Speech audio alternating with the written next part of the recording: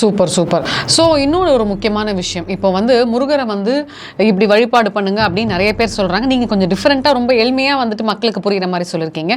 இதை தாண்டி ஏதாவது ஸ்பெஷலான முருகர் கோவில் இருக்கா சென்னையில்? அதாவது பார்த்தீங்கன்னா முருகர்னாலே ஸ்பெஷல் தான், சரிங்களா?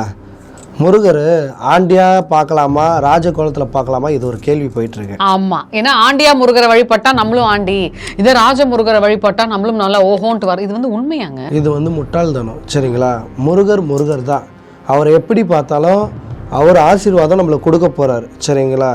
அதாவது இப்போ வந்து பார்த்திங்கன்னா 100 ரூபா டோக்கன் கொடுத்துட்டு எல்லாருமே முன்னாடி போய் பார்த்துட்றாங்க. ஆனால் வந்து இல்லை, நான் உன்னை இந்த மாதிரி தான் வழியில் நின்று நான் உன்னை பார்க்கணும் அப்படின்றாங்க. புரியுதுங்களா நான் என்ன சொல்ல வரேன்ட்டு? 100 ரூபா கொடுத்து டோக்கன் கொடுத்துறவன் முன்னாடி போய் பார்த்துறான். காலிலேருந்து வந்த நின்னவன் சாயந்தரம் தான் போய் பார்க்குறான். ஆனால் அந்த முருகர் என்னம்மா சொல்கிறாரு? 100 ரூபா கொடுத்து டோக்கன் கொடுத்தணும், நான் பார்க்கல, நீ ரொம்ப நேரம் என்னை பார்க்குறேன்ட்டு நின்றுனுக்கிறியா, நான் அவரு உன்னை பார்த்துன்னுக்கிறாரு.